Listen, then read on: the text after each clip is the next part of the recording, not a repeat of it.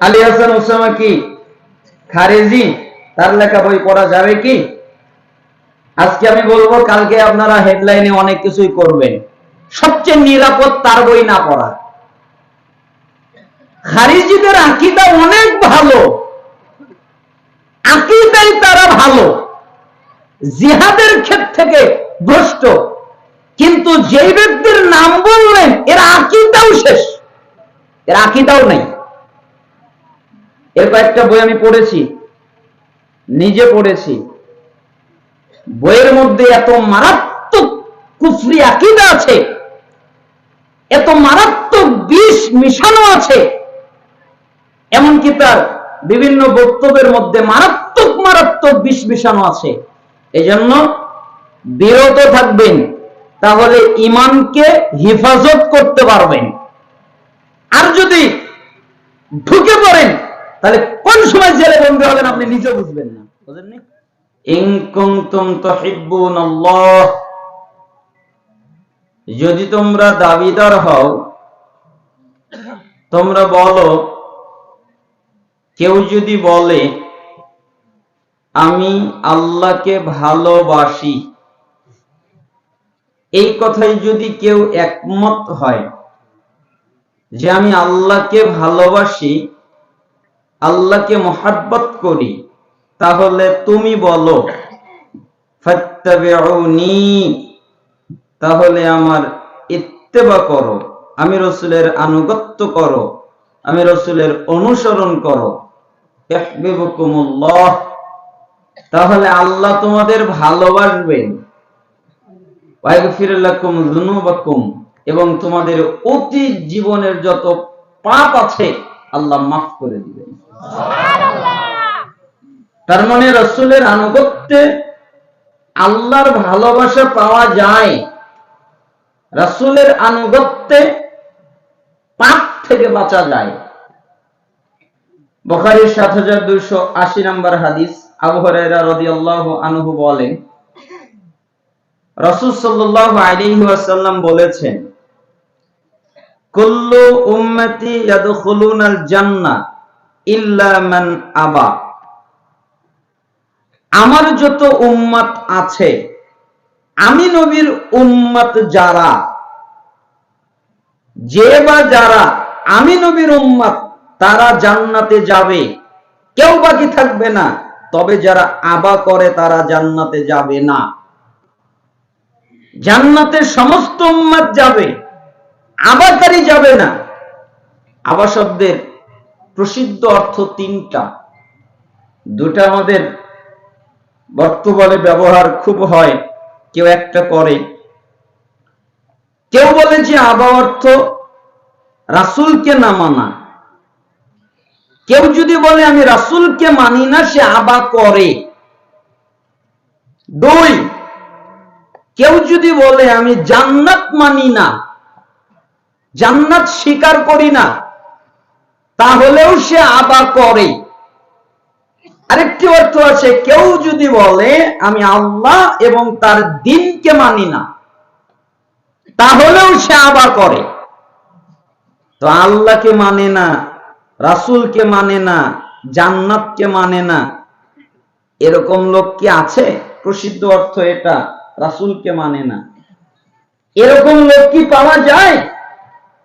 জান্নাত মানে না, এরকম লোক কি পাওয়া যায়? তাই সাহাবায়ে কেরাম বললেন, কিলা ইয়া রাসূলুল্লাহ ওয়া মান ইয়াবা, হে আল্লাহর নবী, আপনাকে আবার অস্বীকার করলো কারা? কে বললো নবীকে মানি না? বলল কে? তখন তিনি বললেন, শোনো, মান আতাআনি দাখালাল জান্নাহ, আমি যা বললাম এই অনুযায়ী যারা আনুগত্য করলো, যারা মেনে চললো, দাখালাল জান্নাহ, ওরা জান্নাতে চলে গেল। আমি নবী যা বললাম, আমি যা আনুগত্য করতে বললাম, আমি যা আদেশ করলাম, আমি যা নিষেধ করলাম, আমি যাই বললাম তা যেই মেনে নিল, ওই জান্নাতে চলে গেল। ওমান আসানি ফাকাদ আবা, আর আমি যা নিষেধ করলাম, এই কাজ করো না, এটা পাপ, এটা অন্যায়, এটা অপরাধ, এটা জুলুম, এটা মারাত্মক ক্ষতিকারক, এটা বলার পরেও যারা আমার কথা মানলো না, আমার নিষেধ ত্যাগ করলো না, ওরা আবার করলো, ওরা জান্নাতে যাবে না। তো আল্লাহ নবী তো বলেছেন সুদ খায়ও না, তো খাই কেন? রাসূলকে মানে না তাই খায়। আল্লাহ নবী বলেছেন ঘুষ খায়ও না, ও খাই কেন? আল্লাহ নবী বলেছেন দাড়ি কেটো না, ও কাটে কেন? আল্লাহ নবী বলেছেন টাকনুর নিচে কাপড় পরো না, ও পরে কেন? আল্লাহ নবী বলেছেন ব্যভিচার জিনা করো না, ও করে কেন? আল্লাহ নবী বলেছেন বেপরদায় চলো না, ও চলে কেন? রাসূলকে মানে না তাই এগুলো করে। রাসূলকে যারা মানে ওরাই জান্নাতে যাবে, আর রাসূলকে যারা মানে না ওরাই আবার ওরা রাসূলকে অস্বীকার করে। তাহলে রাসূলকে স্বীকার আনুগত্যে না মৌখিক স্বীকৃতি? আনুগত্যে।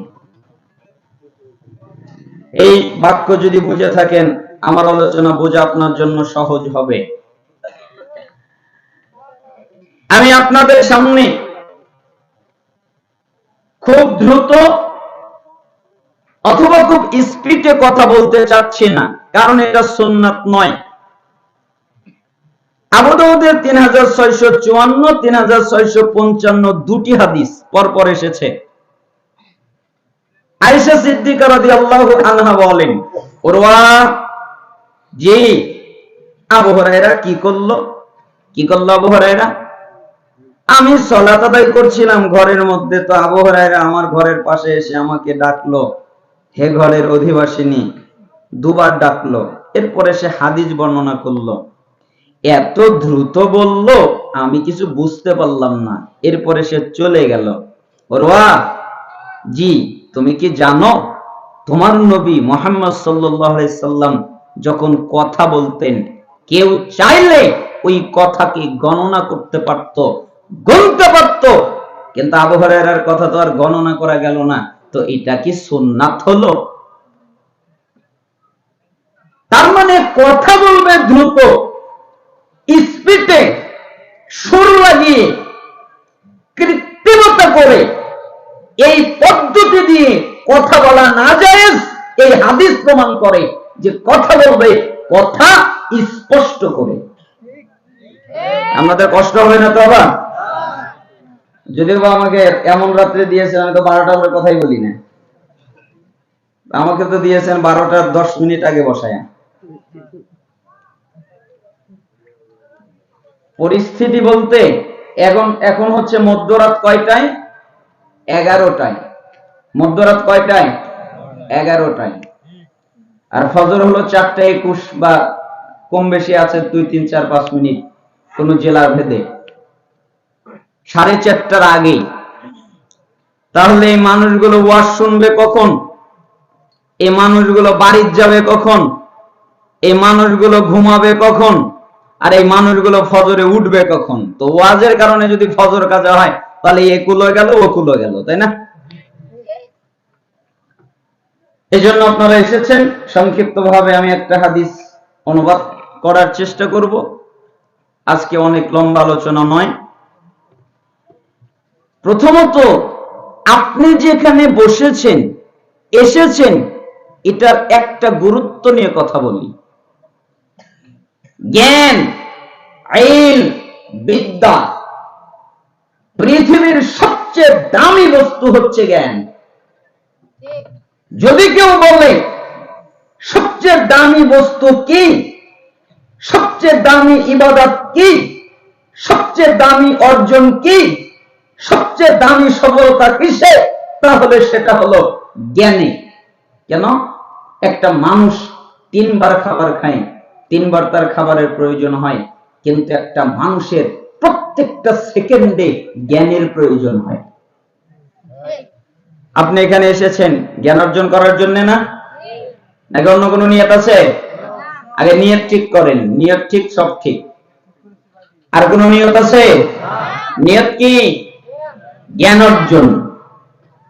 রাসূল সাল্লাল্লাহু আলাইহি ওয়াসাল্লাম বলেন, মিশকাতুল মাসাবিহের 220 নম্বর হাদিস, মান সালাকা তরিকান ইয়ালতামিসু ফীহি ইলমান সালাকাল্লাহু লাহু বিহি তরিকান মিন তুরুকিল জান্নাহ। যে ব্যক্তি জ্ঞান অর্জন করার জন্য, ইলম অর্জন করার জন্য, কোরআন জানার জন্য, হাদিস জানার জন্য কোন জায়গায় যায়, আল্লাহ তাআলা এর বিনিময়ে তার জান্নাতের পথকে সোজা করে দেয়। অর্থাৎ কেউ যদি চায় আমার জান্নাতের পথ সোজা হয়ে যাক, তাহলে সে যেন জ্ঞান অর্জন করে, কোরআন জানে, হাদিস জানে, কোরআন বোঝার চেষ্টা করে। কেন? সাহাবীরা বলতেন, আচ্ছা তোমরা কি এমন একটা আমল জানো? কি আমল? যে আমলে জান্নাতের পথ সোজা হয়? তখন সাহাবীরা বলতেন, না আমরা তো জানি না, একটা ছাড়া। একটা কি? যে আমরা রাসূল সাল্লাল্লাহু আলাইহি ওয়াসাল্লামকে বলতে শুনেছি জ্ঞান অর্জন করলে নাকি জান্নাতের পথ সোজা হয়। এটাই জানি যে জ্ঞান অর্জন করলে জান্নাতের পথ সোজা হয়। তার মানে কেউ যদি চায় আমার আর জান্নাত এর মধ্যে যে পথ, এই পথে কোনো আঁকা বাঁকা থাকবে না, তাহলে তাকে জ্ঞান অর্জন করতে হবে। মিশকাতুল মাসাবিহ 220 নম্বর হাদিস, রাসূল সাল্লাল্লাহু আলাইহি ওয়াসাল্লাম বলেন, মান খারাজা ফি তালাবিল ইলম ফাহুয়া ফি সাবিলিল্লাহ হাত্তা ইয়ারজিউ। যে ব্যক্তি জ্ঞান অর্জন করার জন্য, ইলম অর্জন করার জন্য, বিদ্যা অর্জন করার জন্য বাড়ি থেকে বের হয়, কেন? আমি জ্ঞান অর্জন করব, আমি ইলম অর্জন করব, আমি বিদ্যা অর্জন করব, এটাই নিয়ত। বাড়ি থেকে আর কোনো নিয়তে বের হয়নি। বাড়ি থেকে বের হয়েছে কেন? আমি জ্ঞান অর্জন করব, আমি ইলম অর্জন করব, আমি বিদ্যা অর্জন করব, এই নিয়ত। তাহলে যতক্ষণ পর্যন্ত সে বাড়িতে ফিরে না যাবে, ততক্ষণ তার আমলনামায় জিহাদের নেকি হবে। কিসের নেকি? জিহাদ।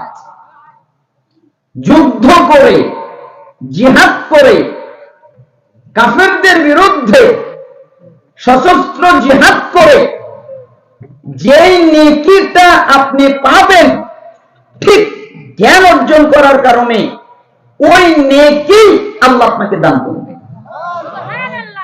আল মুআজামুল কাবীর, আমার কাছে বৈরুতের 2টি নুসখা আছে। একটা নুসখায় হাদিস 639, আরেকটি নুসখায় হাদিস 641, হাদিস সহিহ।